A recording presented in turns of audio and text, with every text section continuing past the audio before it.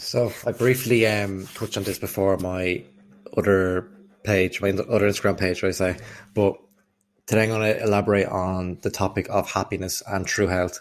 So, the only reason it stopped me like writing so much the last time was just not having enough characters. But this time I'm kind of go a bit expensive on it. It won't be too long. It's a quick enough guide, but I'll this is going to be like definitely one of the craziest things I've ever said. You're going to like look at me or think of me like I'm some sort of weirdo, but I'm I don't know. It's a bit of a weird, but kind of once you kind of go in there with an open mind, it's not too bad to grasp. Let's say, but to start off, most people think that health, happiness, and spirituality are separate. Like, but I come to realize that they're very connected.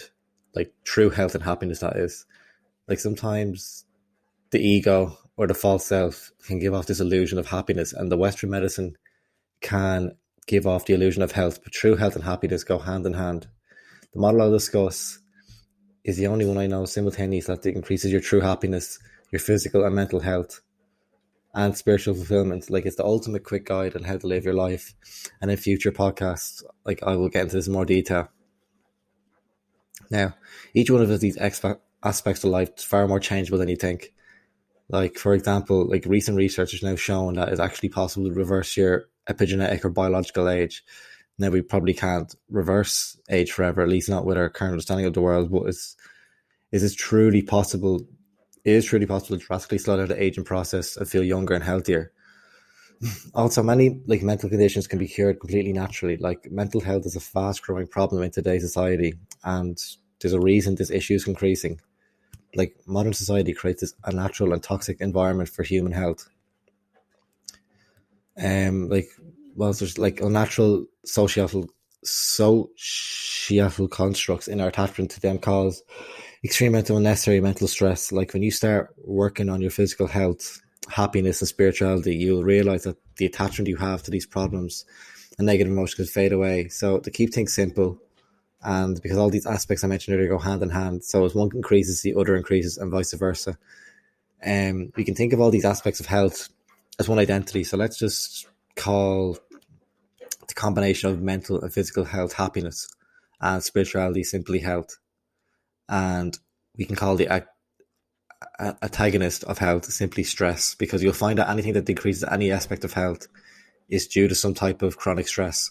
So scientifically, this is the chronic release of cortisol, which is the stress hormone. So when overall health is high enough and stress is low enough, you are able to reverse your biological age, like at least temporarily, and depression and anxiety can be completely eliminated. Extremely high health and extremely low stress is also the path to spiritual enlightenment. And this is a reason why Buddhist monks, like some of the most spiritually practiced people in the world, are also the healthiest.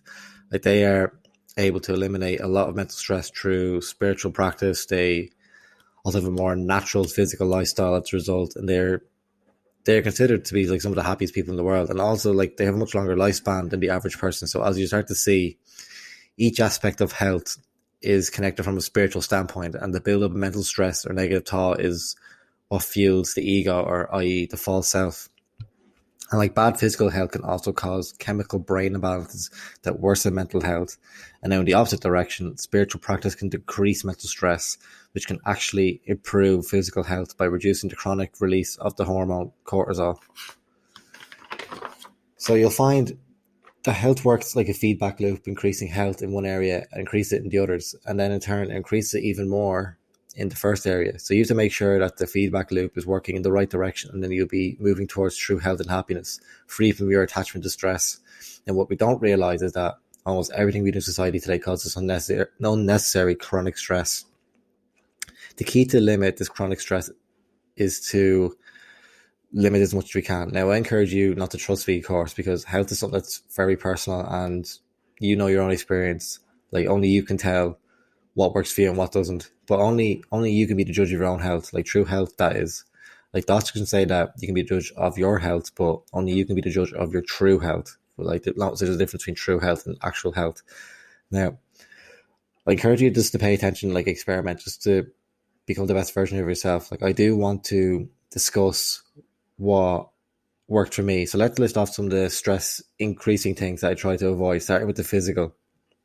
Again, each of these physical things will have an effect on mental health and spiritual health as well, as they all come hand in hand. So these involve number one, chronic inflammation. Number two, processed foods. Number three, breathing polluted air. Number four, electromagnetic frequencies such as cell phone waves or Wi-Fi waves. Number five, unnatural chemical skin products. Number six, fluoride in your drinking water. Number seven, lack of sunlight. And number eight, vitamin deficiencies, and essentially just anything unnatural. Now, for the mental stresses again, each of these will have an impact on physical health and spiritual health as well.